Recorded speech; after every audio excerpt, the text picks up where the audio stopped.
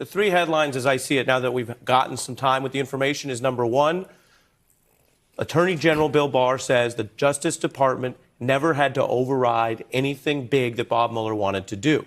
That's significant, especially when we think about all the times that there were concerns about pressure or the White House potentially interceding. That applies not only to Barr's tenure, but the previous people overseeing Bob Mueller, which was Rod Rosenstein, and, as we know, Jeff Sessions had recused.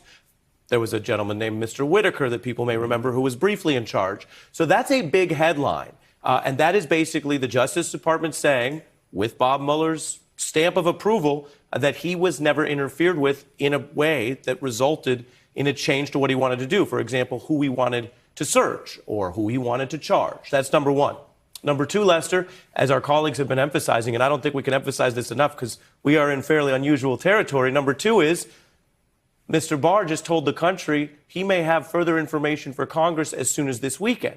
And if he gives that information on Saturday or Sunday to Democrats in the Congress, I think it's a fair bet they may want to share it themselves or give their views on it. So we are now in for a fast-paced weekend if Mr. Barr is right, if Bill Barr is right, and we're going to see Congress learn key information. That's about who he charged and who he didn't. We do know who he charged. So it's who he didn't that could be very interesting depending on how that information is shared. For example, presidential family members who were investigated and cleared or somewhat cleared.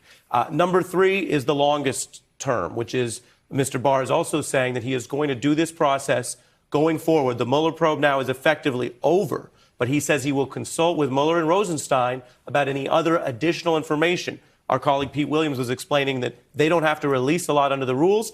This is Mr. Barr saying they might go beyond the rules with Mueller's input and potentially release other information in the future period. That's beyond this weekend, and he didn't put a timeline on that. Because a little will require a lot more. If you get just leaks from members of Congress with their individual spin on it, it only raises more questions. Absolutely. And there's a lot of people who have strong feelings about this, people who've been caught up in the investigation, people at the White House, people with political views, people with concerns about things that may not be illegal, but implicate the national security interests of the United States. This was, as many have pointed out, also a counterintelligence probe. So I think it's very interesting. Another observation I'll make, and this goes beyond exactly what we know, but my interpretation is it seems that Mr. Barr is going out of his way here to emphasize that he is really in concert with Mr. Mueller. We're not seeing a rollout here that suggests any tension. He has used the rules to dictate and state to Congress and now to the world that they didn't have a disagreement about who to charge, which goes a long way towards the public faith and integrity in this process.